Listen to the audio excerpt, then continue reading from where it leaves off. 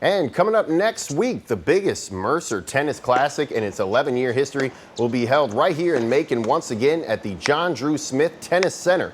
Hosted by Mercer Tennis coach Eric Hayes, the U.S. Tennis Association Pro Circuit Tournament here in Macon announced back in July that the USTA will be sponsoring it $100,000 in prize money. That brings 64 of the best tennis stars in the world to Middle Georgia to compete in singles and doubles matches, including Mexico's own Renata Zarzúa, who is ranked number 72 in the world right now, according to the ITA. She's played in all the Grand Slams this year so far and is looking to run home with that prize money. Renata looks like a clear favorite because after playing in this tournament for the last 5 or 6 years, the 20-year veteran comes into the 2024 tournament as the #1 seed for the very first time.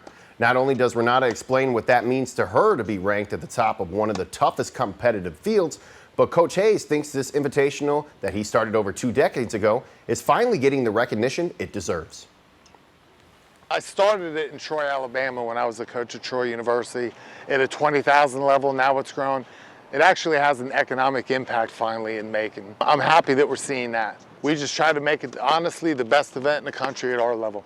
I get a lot of experience. This tournament every year it's pretty strong because it's October, end of the year, everyone is kind of pushing to finish up the year well in rankings, so it's always a really tough tournament. It means a lot. Like I said, in the past few years I was never the #1 seed, so coming as a first seeded, I think it's a very special place to be, and they've been just very nice to me, everybody, so I'm very happy. One thing about this tournament, it's really well supported by the community. We couldn't do an event like this without volunteers. It's special this year because we're at $100,000 level, and there's only 3 in the whole country like that.